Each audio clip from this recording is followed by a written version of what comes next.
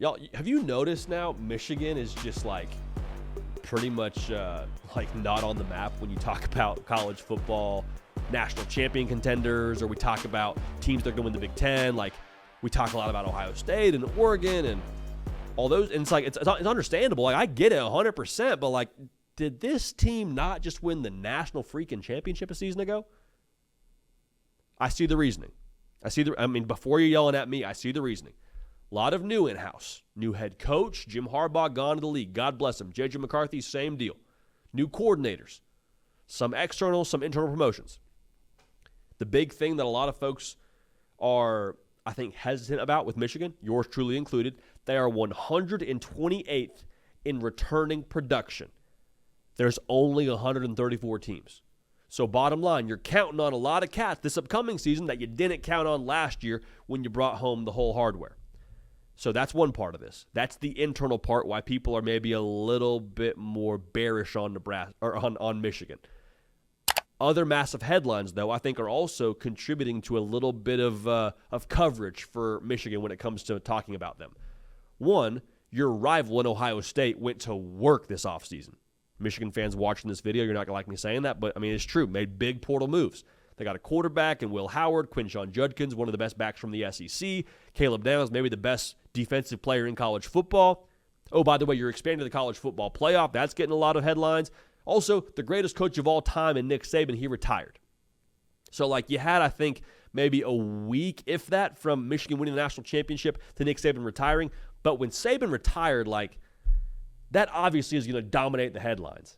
And then the ripple effect of him dominating the headlines, or that story dominating the headlines, then goes to, well, who's Alabama going to hire? Also, well, who's leaving Alabama? Also, the NIL world has been swirling like crazy. You got rev sharing now being a thing. The portal, even outside of Alabama, that second window, that created some buzz. And then the Big Ten is adding 4 new teams. And there's a ton of storylines around them, too. The urgency around Penn State. Talking about those new teams, Oregon, the urgency for them to be able to make a good first impression. USC, what are they going to be? They got a new staff. So all that's to say, the oxygen in the college football world and in the Big Ten has been taken up. There's not been a lot of room for the whole can Michigan repeat storylines. And even when people do want to take a look at that, they look at the returning production, they say, oh, there's no way. New quarterback, new head coach, no way. Here's what I would say. If the college football world is this party that's bumping and you got music, you got a big crowd, there's probably a lot of things going on across this room. Michigan just hanging back on the wall, sipping on some water, just like, hey, we're still here. Hey, remember us? National champions? Yeah, we're still hanging out. Don't worry about us, though. You guys have your fun, have your party. Don't worry about it. Michigan has prided themselves on being a developmental program. It might not always be in that top 5 when it comes to the recruiting rankings on signing day, but what Jim Harbaugh has done over the course of his time there is take guys that they are excited about physically and also competitive makeup-wise and mold them and develop them into being stars when it's their time to play on Saturday. The assumption that Michigan is just going to fall off the face of the planet, I think, is a little bit lazy because of what I just said. Just because we don't know all the names of the guys that are going to be studs for Michigan this upcoming season doesn't mean they haven't had dudes that have been developing and that are now going to step into their role to star for Michigan this upcoming season. Even if you don't believe in Sherrone more, that's fine. I think that's maybe a little bit irresponsible as well based on what he's done so far standing in for Jim Harbaugh, but that's fine. Jim Harbaugh and his process is still, in my opinion, going to impact this team in 2024. You say, hey, I can't buy into that. I don't know. I feel better hedging my bet on things that I know and people that I know. That's fine. Michigan's got a lot of dudes back, too, that you do know. You say, wait, J.J. McCarthy's gone to the league. Yeah, he is. Colston Loveland's not, who is arguably the best tight end in all of college football. Arguably one of the best defensive line combos, and Mason Graham and Kenneth Grant, they're back. Potentially the best corner in college football, and Will Johnson. Donovan Edwards, chilling now on the cover of College Football 25, more power to him. He's back. So there's a lot of newness, yes, but there's also a lot of dudes that hoisted that hardware a season ago that are still in Ann Arbor. And the reason why I think that's important, you still have some guys that can step into a leadership role that have been to the promised land, that have seen it, that know the blueprint, that know what it takes to win a national championship. Sherrone Moore, even though he wasn't the head coach for Michigan when they won it all, he was still on that staff. He was still in those meetings. He still understands what it takes to get to the mountaintop. And we said this once, we'll say it again. Sherrone Moore has got to be Sherrone Moore.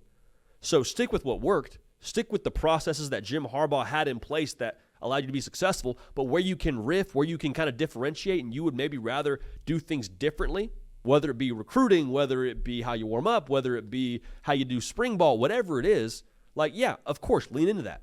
Be Sherrone Moore. But understand now, the championship genetics of this team are still very much there, still very much in-house. Schedule isn't easy, but I think 10-2 gets you in the college football playoff. The thing I love about Michigan, man, outside of Ohio State being in Columbus, a lot of their big games are at the big house. Like, they get Texas week 2 at the crib. USC at the crib. Oregon at the crib. I'm just saying, I don't think it's wildly irresponsible, that is, to think that Michigan could find themselves right back in that college football playoff discussion and maybe be a team that gets hot at the right time, out-physical some people, and makes another run to compete for a national championship. That's not a prediction. That's just a statement. Just a statement. I think it's definitely in the realm of possibility. A lot of new production, yes, but Michigan's not nearly as far gone as maybe some people would like to believe. Now, the big thing for Michigan in 2024 is going to be what you get at quarterback. And I think a lot of people are like, well, J.J. McCarthy's gone. They lose that explosive element downfield.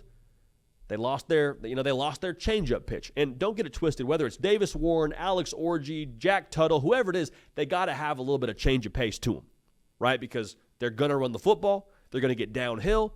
Defenses are going to stack the box, try and attack the middle of your offense. So you got to be able to have something on the perimeter or something downfield to be able to offset that and keep defenses on their toes. That's 100% true.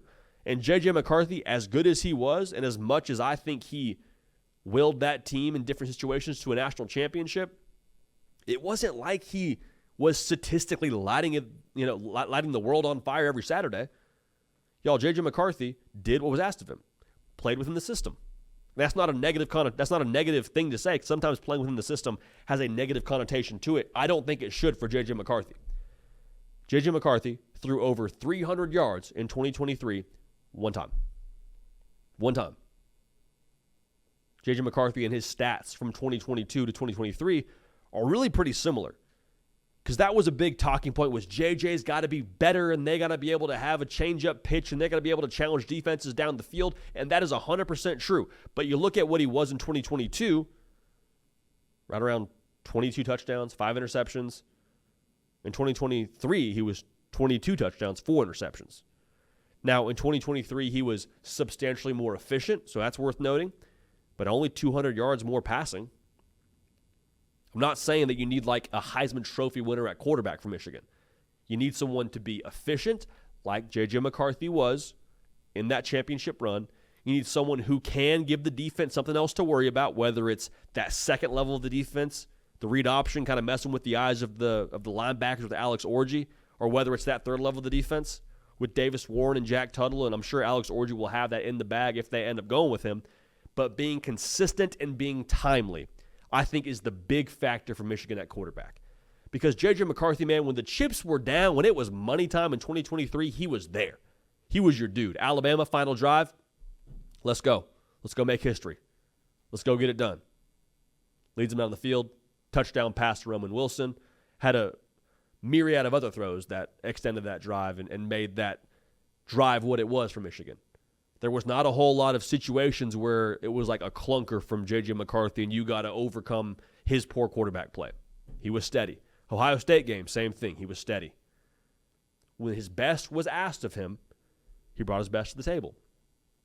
Didn't always show up in the box score, but doing what was asked of him is exactly what Michigan needed. And he met the call to action, and I think that whoever ends up playing quarterback for Michigan will have to be able to do that. So Michigan, under the radar a little bit, and I understand why. New pieces, new head coach, new quarterback. But 10-2 gets you in the playoff. Michigan has a lot of games at home. that I think you would like to have at home outside of Ohio State, I wouldn't count out the Wolverines. I would not sell my Wolverine stock just yet. Hang on to that for just a little while longer. Hey y'all, thanks so much for watching. Subscribe to the channel here to make sure you don't miss an episode of The Hard Count. Also be sure to check out other videos on the On3 YouTube channel.